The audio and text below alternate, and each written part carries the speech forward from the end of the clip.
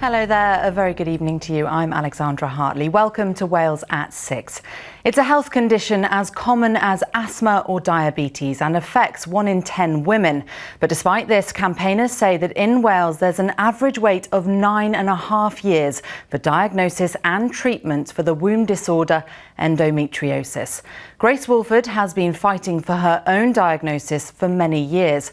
I met her at her home in Ruthin, where she shared her experience of what it's like to live with the condition. If you could see endometriosis, this is what it might look like. Things like this demonstrate how much pain I suffer with better than words do. Grace was 19 when she started to get symptoms around her period. The pain is crippling. The cramps are just so severe and it radiates into your legs, into your back, and just it feels like you're being stabbed with knives at times.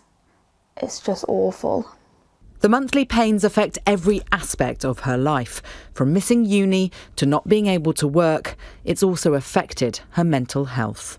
At times it just feels like torture and you just feel so alone, because if you haven't been through it yourself, you can't expect other people to understand the kind of pain that you go through. About 2 years ago, I ended up in A&E because the pain was just so severe. I couldn't keep any food down, I was being sick. The doctor there was like, I think it could be possibly endometriosis. Endometriosis is a medical condition where tissue similar to that which lines the womb starts to grow elsewhere. Campaigners say it affects 1 in 10 women, and here in Wales it takes an average of 9.5 years for a diagnosis. Grace wants that to change. When you're in your teens, you think periods, like, you shouldn't talk about it. It's a taboo subject. It's embarrassing to talk about it. Many women probably, especially young girls, feel embarrassed to go to their GPs to discuss this kind of thing. And I think it's probably a lot more prevalent than 1 in 10 women, because there's so many people that go without a diagnosis. There is no cure for the condition. The only treatment is to remove the cells. And after 5 years of fighting, Grace is finally on a waiting list for surgery. She hopes speaking out and raising awareness will lead to more education, more training and more care. This isn't just a bad period. This is life-altering pain. A pain she feels women should not suffer with in silence. Well, joining me to discuss this further is Lowry Stevens from the charity Fair Treatment for Women in Wales. Lowry, thanks for joining us on Wales at 6.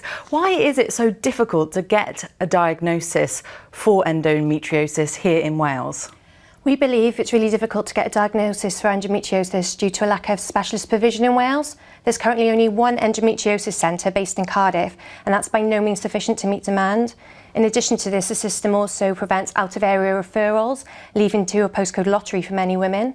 And then we still have taboos about periods and period pains, and society normalises this pain, leading to a delay in help seeking for many women. When these women then do seek help, they have on average 26 GP appointments before a diagnosis is made. This can't go on any further. Absolutely. So what needs to happen next? More funding, more education? Well, Welsh Government have put together a task and finish group which put together a set of recommendations last year, one of which is that we want to see menstrual wellbeing featured on the school curriculum from 2022.